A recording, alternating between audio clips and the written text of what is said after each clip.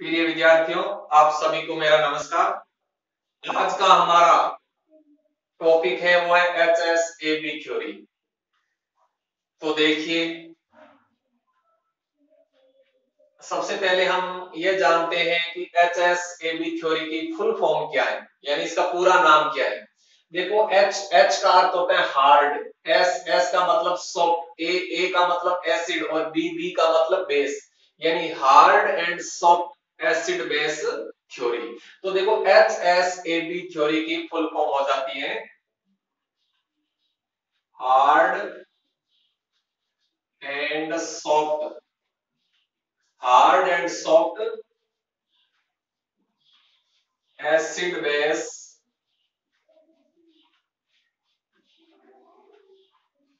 Theory, hard and soft acid base theory. Next बिंदु की बात करें तो हम ये देखते हैं कि यह सिद्धांत किसने दिया और क्यों दिया। तो देखो, यह सिद्धांत 1963 में पियर्सन के द्वारा दिया गया।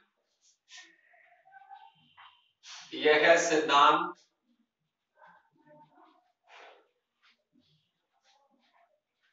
1963 में एक वैज्ञानिक था पियर्सन। 1963 में यह सिद्धांत 1963 में पियर्सन के द्वारा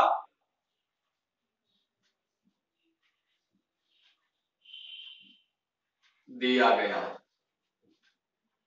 अतः इस सिद्धांत को पियर्सन थ्योरी भी कहते हैं, क्योंकि यह सिद्धांत पियर्सन के द्वारा दिया गया। अतः HSAB थ्योरी को पियर्सन थ्योरी भी कहते हैं, ध्यान रखना। अब देखो, पियर्सन ने यह सिद्धांत क्यों दिया। तो पियर्सन ने उप सहसंयोजी यौगिकों की स्टेबिलिटी को एक्सप्लेन करने के लिए यह सिद्धांत दिया, यानी कोऑर्डिनेशन कंपाउंड, कोऑर्डिनेशन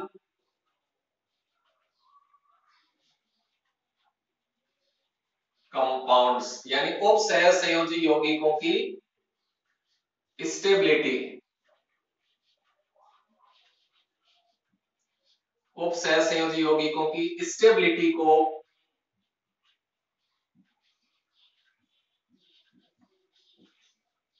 समझाने के लिए पियर्सन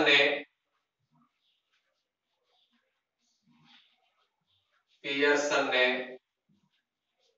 इस सिद्धांत को दिया या इस सिद्धांत का प्रतिपादन किया। इस सिद्धांत का प्रतिपादन किया, यानी जो संकुल यौगिक होते हैं, जो कोऑर्डिनेशन कंपाउंड होते हैं, कोऑर्डिनेशन कंपाउंड की स्टेबिलिटी को समझाने के लिए पियर्सन ने इस सिद्धांत का प्रतिपादन किया। अब देखो, हम जानते हैं कि एसिड और बेस से संबंधित कई सिद्धांत, कई कंसेप्ट दिए गए हैं, जैसे आरेनियस कंसेप्ट है, ब्रोस्टेड लोरी कंसेप्ट है और लेविस कंसेप्ट है। आरएनएस कंसेप्ट देखो क्या कहता है। आरएनएस कंसेप्ट के अनुसार एसिड ऐसे पदार्थ होते हैं जो जलीय विलयन में H आयंस देते हैं, जबकि बेस ऐसे पदार्थ होते हैं जो जलीय विलयन के अंदर हाइड्रोक्साइड आयन देते हैं। तो ये तो आरएनएस कंसेप्ट हो गया। एक ब्रोस्टेड लोरी कंसेप्ट होता है। इस कंसेप्ट के अनुसार एसिड ऐसे पदार्थ होते हैं जो प्रोटॉन दाता होते हैं, यानी प्रोटॉन को देने वाले होते हैं, जबकि बेस ऐसे पदार्थ होते हैं जो प्रोटॉन ग्राही होते हैं, यानी प्रोटॉन को ग्रहण करने वाले होते हैं। और एक लेविस कंसेप्ट है। लेविस कंसेप्ट के आधार पर या लेविस कंसेप्ट के अनुसार एसिड ऐसे पदार्थ होते हैं जो इलेक्ट्रॉन युग्म ग्राही होते हैं, यानी इलेक्ट्रॉनों को ग्रहण करने वाले होते हैं, जबकि बेस ऐसे पदार्थ होते हैं जो इलेक्ट्रॉन युग्म दाता होते हैं, यानी इलेक्ट्रॉनों को दान करने वाले होते हैं बेस। तो यहाँ जो लेविस कंसेप्ट है, उसी लेविस कंसेप्ट के आधार पर पियर्सन ने अपना सिद्धांत दिया। तो देखो, लेविस कंसेप्ट क्या कहता है। Lewis concept, Lewis concept. तो देखो लेविस कंसेप्ट के अनुसार एसिड कौन होते हैं? एसिड ऐसे पदार्थ होते हैं जो इलेक्ट्रॉन युग्म ग्राही होते हैं, यानी इलेक्ट्रॉनों को ग्रहण करने वाले होते हैं। लॉन पेयर एक्सेप्टर, यानी जो लॉन पेयर एक्सेप्टर होते हैं वो एसिड होते हैं अकॉर्डिंग टू लेविस कंसेप्ट। और लेविस कंसेप्ट के अनुसार या लेविस कंसेप्ट के आधार पर बेस कौन होते हैं? बेस ऐसे पदार्थ होते हैं जो इलेक्ट्रॉन युग्म दाता होते हैं, यानी लॉन पेयर डोनर होते हैं, यानी इलेक्ट्रॉनों को देने वाले होते हैं। लॉन पेयर डोनर, जो लॉन पेयर डोनर होते हैं, इलेक्ट्रॉन युग्म दाता होते हैं, वो बेस होते हैं। ये लेविस कंसेप्ट है। अब देखो पियर्सन ने क्या किया, जो लेविस एसिड होते हैं इनको 3 समूहों में वर्गीकृत कर दिया है, इनके 3 ग्रुप बना दिए, 3 समूह बना दिए। कौन कौन से देखो,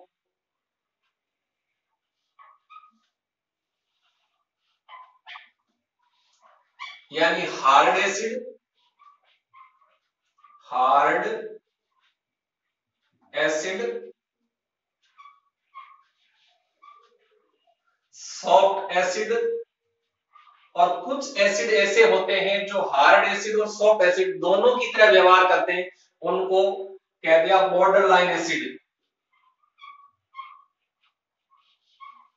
बॉर्डर लाइन एसिड। तो पियर्सन ने इस प्रकार से जो लेविस एसिड हैं उनको 3 समूहों में वर्गीकृत कर दिया, हार्ड एसिड, सॉफ्ट एसिड और बॉर्डरलाइन एसिड। इसी प्रकार से पियर्सन ने जो लेविस बेस होते हैं उन्हें भी 3 भागों में या 3 समूहों में वर्गीकृत कर दिया।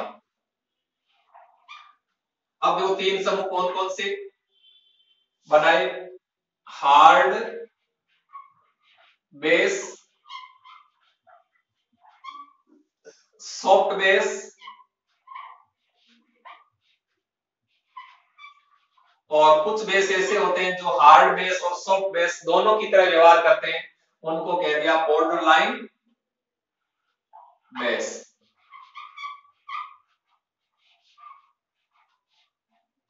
बॉर्डर लाइन बेस, ठीक।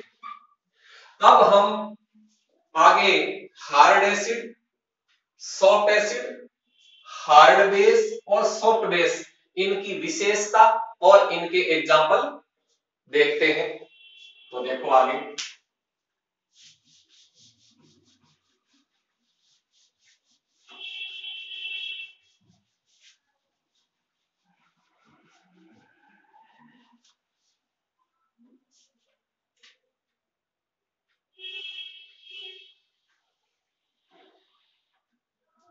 तो सबसे पहले इधर हम लेते हैं हार्ड एसिड और इस साइड हम ले लेते हैं सॉफ्ट एसिड, सॉफ्ट एसिड। अब एक बात आप अच्छी तरह से दिमाग में सेट कर लेना कि एसिड होते कौन है। लेविस कंसेप्ट के अनुसार एसिड ऐसे पदार्थ होते हैं जो इलेक्ट्रॉनों को ग्रहण करने वाले होते हैं, यानी इलेक्ट्रॉनों को अपनी ओर आकर्षित करने वाले होते हैं, इलेक्ट्रॉनों को ग्रहण करने वाले होते हैं, वो एसिड होते हैं। अब देखो इलेक्ट्रॉनों को ग्रहण कौन करेगा? जितने भी केटाइंस हैं, यानी जितने भी धनायन हैं, वे सभी इलेक्ट्रॉनों को ग्रहण करते हैं। इसके अलावा कुछ ऐसे उदासीन अणु जिनमें इलेक्ट्रॉनों की कमी होती है, अर्थात जिनमें केंद्रीय परमाणु का अष्टक पूरा नहीं होता है, तो उनके अंदर भी इलेक्ट्रॉनों को ग्रहण करने की प्रवृत्ति होती है। तो आप इस बात को अपने दिमाग में अच्छी तरह से सेट कर लेना कि एसिड ऐसे पदार्थ होते हैं जो इलेक्ट्रॉन ग्रहण करने वाले होते हैं। तो पियर्सन ने क्या किया कि जो एसिड है इनके 3 ग्रुप बना दिए, हार्ड एसिड, सॉफ्ट एसिड और कुछ एसिड ऐसे होते हैं जो हार्ड एसिड और सॉफ्ट एसिड दोनों की तरह व्यवहार करते हैं, उनको बॉर्डर लाइन एसिड कह दिया। तो अब हम इन दोनों की विशेषता और इनके एग्जाम्पल देखते हैं कि हार्ड एसिड और सॉफ्ट एसिड की क्या विशेषताएं है, यानी पियर्सन ने किन विशेषताओं के आधार पर हार्ड एसिड और सॉफ्ट एसिड का वर्गीकरण किया। तो हार्ड एसिड की विशेषताओं की बात करें तो इनमें क्या होता है कि जो धनाइन है उन धनाइनों का छोटा आकार होता है, तो स्मॉल साइज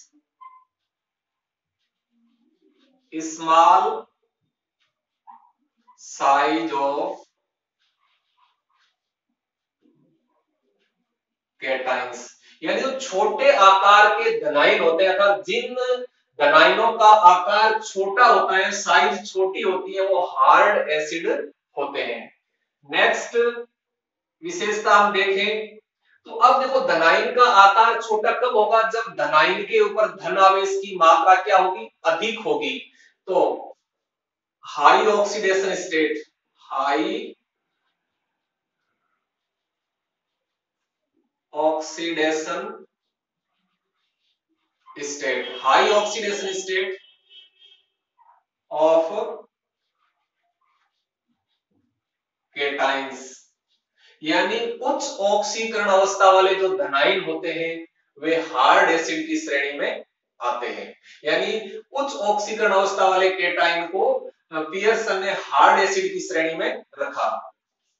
नेक्स्ट विशेषता की बात करें तो अब देखो ये जो धनाइन होते हैं जिनको हार्ड एसिड की श्रेणी में रखा, उनका साइज छोटा है, आकार छोटा है, उनके ऊपर धनावेश की मात्रा अधिक है। तो हम जानते हैं कि ऐसे धनाइनों की पोलराइजिंग पावर अधिक होती है, अर्थात दूसरों को ध्रुवित करने की प्रवृत्ति इनके अंदर अधिक होती है। तो यहां हो जाएगा high polarising power, high polarising power, ठीक, हाई पोलराइजिंग पावर। नेक्स्ट विशेषता की हम बात करें तो अब देखो इनका आकार छोटा है, तो जब आकार छोटा है तो इनके संयोजी कोष के इलेक्ट्रॉन है वो आसानी से ध्रुवित नहीं होते हैं, अर्थात ये खुद आसानी से ध्रुवित नहीं होते हैं। तो लो पोलराइजिबिलिटी, लो पोलराइजिबिलिटी, लो पोलराइजिबिलिटी। तो इस प्रकार से जो हार्ड एसिड होते हैं उनकी ये मुख्य विशेषताएं होती हैं जिनको आपको अच्छी तरह से याद रखना है, ठीक। अब हम सॉफ्ट एसिड की विशेषताओं की बात करें तो इनकी अपोजिट हो जाएगी, इनकी विपरीत हो जाएगी। तो यहां विशेषताएं देखें सॉफ्ट एसिड की तो लार्ज साइज यानी big size, large size of cations, यानी बड़े आकार के धनाइन सॉफ्ट एसिड की श्रेणी में आते हैं। दूसरी विशेषता हम देखें तो यहां high oxidation state of cation, तो यहां हो जाएगी low oxidation state of cation, low oxidation state of cations, यानी ऐसे धनाइन जिनकी ऑक्सीकरण अवस्था कम होती है, अर्थात ऐसे धनाइन जिन पर धनावेश की मात्रा कम होती है वो सॉफ्ट एसिड की श्रेणी में आते हैं। तो यहाँ ऑक्सीडेशन स्टेट 0 भी हो सकते हैं, ध्यान रखना। तो low oxidation state of cations. Next विशेषता देखें हम तो यहां हमने देखा था हाई पोलराइजिंग पावर, तो यहां जो पोलराइजिंग पावर होगी वो लो होगी, तो लो पोलराइजिंग पावर, लो पोलराइजिंग पावर। और नेक्स्ट विशेषता देखें तो इनका देखो आकार बड़ा है, तो इनके जो संयोजी कोष के इलेक्ट्रॉन है वो आसानी से ध्रुवित हो सकते हैं। तो high polarisability, high polarisability, high polarisability, ठीक। तो इस प्रकार से ये हार्ड एसिड और सॉफ्ट एसिड की विशेषताएं होती हैं। इनको आपको अच्छी तरह से अपने दिमाग में सेट करके याद रखना है। ठीक, अब हम देखो इनके एग्जाम्पल देखते हैं। तो एग्जाम्पल्स, तो अब देखो हार्ड एसिड के बहुत सारे एग्जाम्पल हो सकते हैं, लेकिन कुछ महत्वपूर्ण उदाहरण हम यहाँ देखते हैं। तो यहां मैंने क्या बताया, ध्यान रखना, छोटे आकार के धनायन जिन पर धन आवेश की मात्रा अधिक होती है वो सभी हार्ड एसिड की श्रेणी में आते हैं। तो देखो यहां हम कुछ महत्वपूर्ण एग्जाम्पल की बात करें तो hydrogen ion, lithium, sodium, potassium, beryllium, magnesium, calcium. अब यदि हम देखो आगे और देखें तो बोरॉन, एल्यूमिनियम, जो 3D सीरीज के कैटाइन होते हैं वो भी इस श्रेणी में आते हैं। तो 3D सीरीज में हम देखें तो स्कैंडियम, स्कैंडियम, टाइटेनियम +4, उसके बाद हम और देखें तो स्टेनिक, फेरिक, etc। ठीक, तो यहां मैंने आपको कुछ महत्वपूर्ण हार्ड एसिड के एग्जांपल बताए। इनके अलावा भी और भी बहुत सारे हार्ड एसिड के एग्जांपल होते हैं जो आपकी बुक में दिए गए। आपको उन सभी को अच्छी तरह से याद करना है, लेकिन कुछ प्रमुख उदाहरण मैंने आपको यहाँ दिए। Hydrogen, lithium, sodium, potassium, beryllium, magnesium, calcium, boron, aluminium, इसके बाद स्कैंडियम, टाइटेनियम +4, स्टेनिक और फेरिक आदि। अब देखो हम यहाँ सॉफ्ट एसिड के एग्जांपल की बात करें तो एग्जांपल्स, तो इनके देखो बहुत सारे एग्जांपल हो सकते हैं, लेकिन कुछ महत्वपूर्ण एग्जांपल हम यहाँ देखते हैं। तो देखो यहाँ सोना,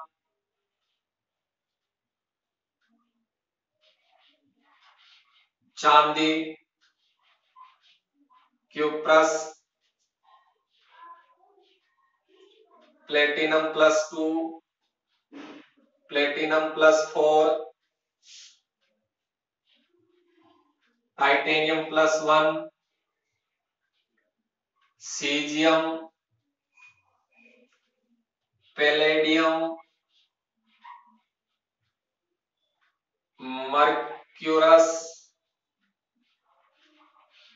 मर्क्यूरिक आदि। ठीक, इनके अलावा भी और बहुत सारे एग्जांपल होते हैं जो आपकी बुक में दिए गए हैं, आपको उनको भी याद करना है। तो ये hard acid and soft acid की विशेषताएं और इनके कुछ महत्वपूर्ण उदाहरण हो गए।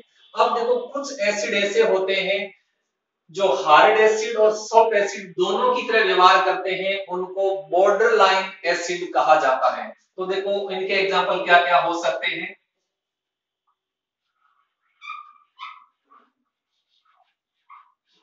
बॉर्डर लाइन एसिड्स यानी जो दोनों की तरह व्यवहार करते हैं, जो एसिड हार्ड एसिड और सॉफ्ट एसिड दोनों की तरह व्यवहार करते हैं, उनको बॉर्डर लाइन एसिड्स की श्रेणी में रखा जाता है। तो यहां हम कुछ एग्जांपल देखना चाहें, एग्जांपल्स, तो देखो यहां हम एग्जांपल देखें तो यहां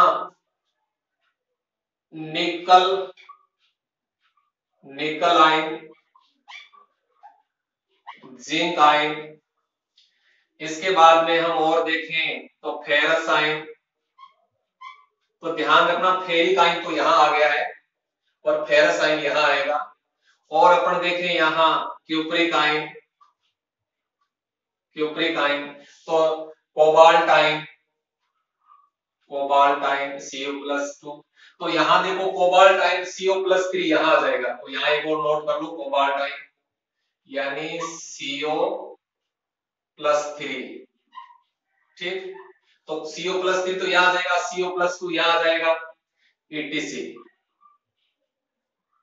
ठीक। तो ये हो गया आपका निकल, जिंक, फेरस यानी फेरस, क्यूप्रिक, कोबाल्ट आयन आदि, ये कुछ ऐसे एसिड होते हैं जो हार्ड एसिड और सॉफ्ट एसिड दोनों की तरह व्यवहार करते हैं, तो इनको हम बॉर्डरलाइन एसिड्स की श्रेणी में रखते हैं। तो ये यहाँ मैंने आपको हार्ड एसिड और सॉफ्ट एसिड की विशेषताएं और इनके कुछ महत्वपूर्ण उदाहरण बताएं। आपसे मेरा निवेदन है कि आप इन विशेषताओं को अच्छी तरह से याद रखें और इनके जो एग्जाम्पल है वो बहुत महत्वपूर्ण है, जिसमें कुछ प्रमुख एग्जाम्पल तो मैंने आपको यहाँ बताए, इनके अलावा भी बहुत सारे एग्जाम्पल होते हैं जो आपकी बुक में दिए गए हैं, आपको उन सभी को अच्छी तरह से याद करना है, क्योंकि जब तक आपको इनके उदाहरण याद नहीं होंगे, इनके एग्जाम्पल्स याद नहीं होंगे, तो जब हम HSAB थ्योरी की एप्लीकेशंस पढ़ेंगे, इनके अनुप्रयोग पढ़ेंगे, तो उस समय आपको दिक्कत आएगी। लेकिन जब आपको इनके एग्जाम्पल्स याद होंगे, इनके उदाहरण याद होंगे, और फिर जब हम HSAB थ्योरी की एप्लीकेशंस के बारे में जानेंगे, तो आपको कोई दिक्कत नहीं आएगी। तो ये हो गया हार्ड एंड सॉफ्ट एसिड। अब हम लेते हैं हार्ड एंड सॉफ्ट बेस।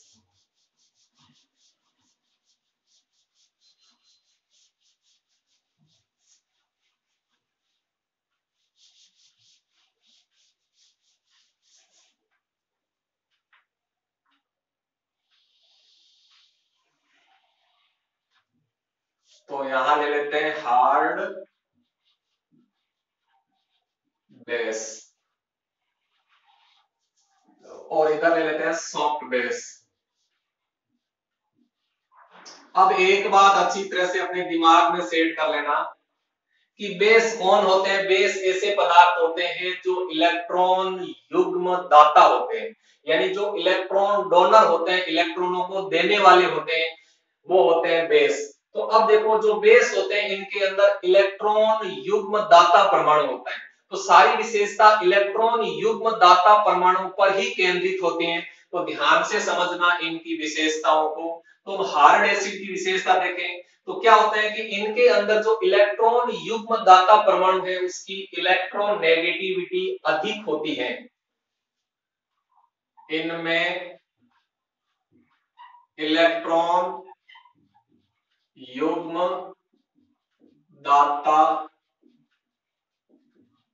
परमाणु, इलेक्ट्रॉन युग्म दाता परमाणु की विद्युत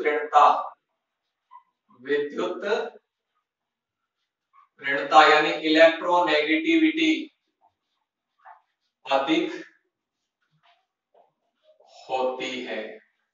यह सबसे प्रमुख बात है, ध्यान रखना। इलेक्ट्रॉन युग्म दाता परमाणु की इलेक्ट्रोनेगेटिविटी यानी विद्युत ऋणता अधिक होती है, इस बात को अच्छी तरह से दिमाग में सेट कर लेना, ठीक। अब देखो बाकी विशेषता इसी से रिलेटेड होगी।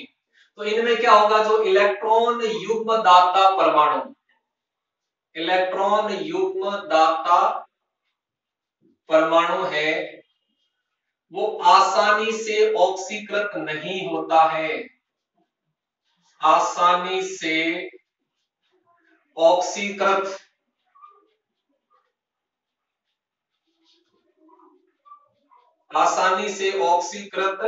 नहीं होता है। क्यों? क्योंकि इलेक्ट्रॉन युग्म दाता परमाणु की इलेक्ट्रोनेगेटिविटी अधिक है, अतः इलेक्ट्रॉन युग्म दाता परमाणु आसानी से ऑक्सीकृत नहीं होता है। नेक्स्ट विशेषता की अपन बात करें तो इनमें इलेक्ट्रॉन युग्म दाता परमाणु, इलेक्ट्रॉन युग्म दाता परमाणु आसानी से ध्रुवित नहीं होता है, आसानी से ध्रुवित नहीं होता है, अर्थात इनकी पोलराइजेबिलिटी क्या होती है, लो होती है, कम होती है। यानी इनमें इलेक्ट्रॉन युग्म दाता परमाणु आसानी से ध्रुवित नहीं होता है, इसका अर्थ ये हो गया कि इनकी जो पोलराइजेबिलिटी है वो कम होती है। नेक्स्ट विशेषता की अपन बात करें तो यहां क्या होता है, लो नेगेटिव चार्ज, लो नेगेटिव चार्ज एवं स्मॉल साइज होती है। ठीक है, लो नेगेटिव चार्ज और स्मॉल साइज होती है। तो ये हार्ड बेस की विशेषताएं होती हैं, आपको इनको अच्छी तरह से अपने दिमाग में सेट करके याद रखना है। ठीक, अब यदि हम सॉफ्ट बेस की विशेषता देखें तो इनकी अपोजिट हो जाएगी, इनकी विपरीत हो जाएगी। तो देखो यहां हम विशेषता देखें तो पहली विशेषता क्या हो जाएगी, इलेक्ट्रॉन युग्म दाता परमाणु, इलेक्ट्रॉन युग्म दाता परमाणु की विद्युत ऋणता, इलेक्ट्रॉन युग्म दाता परमाणु की इलेक्ट्रोनेगेटिविटी यानी विद्युत ऋणता यहां अधिक होती है, तो यहां क्या होगी, कम होती है। इलेक्ट्रॉन युग्म दाता परमाणु की विद्युत ऋणता कम होती है। दूसरी विशेषता देखें तो यहां हमने क्या बताया था कि इलेक्ट्रॉन युग्म दाता परमाणु आसानी से ऑक्सीकृत नहीं होता है। तो यहां इलेक्ट्रॉन युग्म दाता परमाणु, इलेक्ट्रॉन युग्म दाता परमाणु आसानी से ऑक्सीकृत हो जाता है, आसानी से ऑक्सीकृत हो जाता है, ऑक्सीकृत हो जाता है, क्योंकि यहां इलेक्ट्रॉन युग्म दाता परमाणु की इलेक्ट्रोनेगेटिविटी कम होती है। तो इलेक्ट्रॉन युग्म दाता परमाणु अपने इलेक्ट्रॉन आसानी से किसी को दे सकता है। नेक्स्ट विशेषता की अपन बात करें तो यहां मैंने बताया इलेक्ट्रॉन युग्म दाता परमाणु आसानी से ध्रुवित नहीं होता है, तो यहाँ इलेक्ट्रॉन युग्म दाता परमाणु आसानी से ध्रुवित हो जाता है। इलेक्ट्रॉन युग्म दाता परमाणु, इलेक्ट्रॉन युग्म दाता परमाणु आसानी से ध्रुवित हो जाता है, अर्थात इनकी पोलराइजेबिलिटी हाई होती है, यानी हाई पोलराइजेबिलिटी होती है इनकी, ध्यान रखना। नेक्स्ट विशेषता की बात करें तो यहाँ लो नेगेटिव चार्ज स्मॉल साइज, तो यहाँ high negative charge, high negative charge, high negative charge एवं लार्ज साइज, लार्ज साइज। तो ये विशेषता हो गई hard base and soft base की, आपको अच्छी तरह से याद रखना है। अब हम इनके एग्जाम्पल की बात करें, इनके उदाहरण की बात करें तो एग्जाम्पल्स देखिए। तो देखो सबसे पहले हम उदाहरण देखते हैं किसके, हार्ड बेस के। तो हार्ड बेस के बहुत सारे एग्जाम्पल हो सकते हैं, लेकिन कुछ महत्वपूर्ण एग्जाम्पल हम यहाँ देखते हैं। तो हार्ड बेस देखो कौन कौन होते हैं, यानी ये जनरली ऐसे ऋणायन होते हैं जिनमें इलेक्ट्रॉन युग्म दाता परमाणु की इलेक्ट्रोनेगेटिविटी अधिक होती है, जैसे ऑक्सीजन है, नाइट्रोजन है आदि। तो यहाँ देखो कुछ एग्जाम्पल देखते हैं। तो यहाँ जल, जिसमें इलेक्ट्रॉन युग्म दाता परमाणु ऑक्सीजन की इलेक्ट्रोनेगेटिविटी अधिक होती है। Ammonia, hydrogen,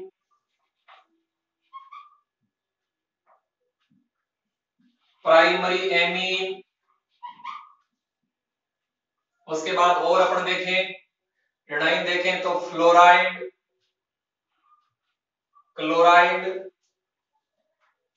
fluoride chloride, oxide,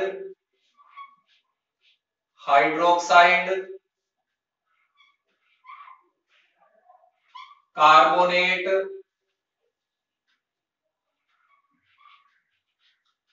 sulphate, phosphate, nitrate. और अपने यहां एग्जांपल देखें तो कार्बोनेट आ गया, देखो कार्बोनेट, सल्फेट, नाइट्रेट, फॉस्फेट आदि। तो इसके अलावा और भी बहुत सारे एग्जांपल हो सकते हैं हार्ड बेस के, लेकिन कुछ प्रमुख एग्जांपल यहां मैंने आपको बताए हैं। देखो, जल है, अमोनिया है, हाइड्रोजन है, प्राइमरी एमीन है, फ्लोराइड है, क्लोराइड है, ऑक्साइड है, हाइड्रोक्साइड है, उसके बाद में कार्बोनेट है, सल्फेट है, फॉस्फेट है, नाइट्रेट है आदि। ये हार्ड बेस की श्रेणी में आते हैं। अब हम यहाँ एग्जांपल देखते हैं सॉफ्ट बेस के। तो सॉफ्ट बेस के बहुत सारे एग्जांपल हो सकते हैं, लेकिन यहाँ कुछ प्रमुख एग्जांपल की बात करें तो देखो, यहाँ आयोडाइडाइन, साइनाइडाइन, सल्फाइडाइन, उसके बाद में नाइट्राइडाइन, हाइड्राइडाइन, और अपन देखें यहां तो एथीन, C2H4, एथीन, बेंजीन आदि। ठीक, तो यहां देखो ये सॉफ्ट बेस होते हैं, iodide, cyanide, sulphide, nitride, hydride, ethene, benzene आदि। इनके अलावा और भी बहुत सारे सॉफ्ट बेस होते हैं। अब देखो, कुछ बेस ऐसे होते हैं जो हार्ड बेस और सॉफ्ट बेस दोनों की तरह व्यवहार करते हैं, उनको हम बॉर्डर लाइन बेस की श्रेणी में रखते हैं। तो देखो, बॉर्डर लाइन बेस के एग्जांपल कौन कौन से हो सकते हैं, हम कुछ एग्जांपल यहां देखते हैं बॉर्डर लाइन बेस के। बॉर्डर लाइन बेस, यानी बॉर्डर लाइन बेस वो होते हैं जो हार्ड बेस और सॉफ्ट बेस दोनों की तरह व्यवहार करते हैं। अब हम इनके कुछ एग्जांपल की बात करें तो इनके भी बहुत सारे एग्जांपल हो सकते हैं, लेकिन कुछ प्रमुख एग्जांपल हम यहाँ देखते हैं। तो देखो, यहाँ एक तो देखिए आप, जो आपका सल्फाइड आयन है SO3-2 सल्फाइड है, इसके बाद में आपका नाइट्राइट है NO2-, इसके बाद में आपका ब्रोमाइड है। तो ध्यान रखना, फ्लोराइड और क्लोराइड तो यहाँ है, ब्रोमाइड यहाँ है और आयोडाइड यहाँ है। अब देखो, सल्फेट यहाँ है, ये देखो सल्फेट यहाँ है, और सल्फाइड यहाँ है, और सल्फाइड यहाँ है, तो तीनों ध्यान रखना। उसके बाद देखो, नाइट्रेट यहाँ है, नाइट्रेट हार्ड बेस है, जबकि नाइट्राइट बॉर्डर लाइन बेस है, और नाइट्राइड एक सॉफ्ट बेस है। उसके बाद में और एग्जांपल देखें तो पेरिडीन है C5H5N, और देखें तो एनिलीन है आदि। तो ये कुछ प्रमुख बॉर्डर लाइन बेस होते हैं। तो मैं आपको फिर बता देना चाहता हूं, आपको इनके एग्जाम्पल अच्छी तरह से याद रखने हैं। जब आपको इनके एग्जाम्पल याद होंगे तभी हम HSAB थ्योरी की जो एप्लीकेशन है उनको अच्छी तरह से समझ पाएंगे। धन्यवाद, थैंक यू।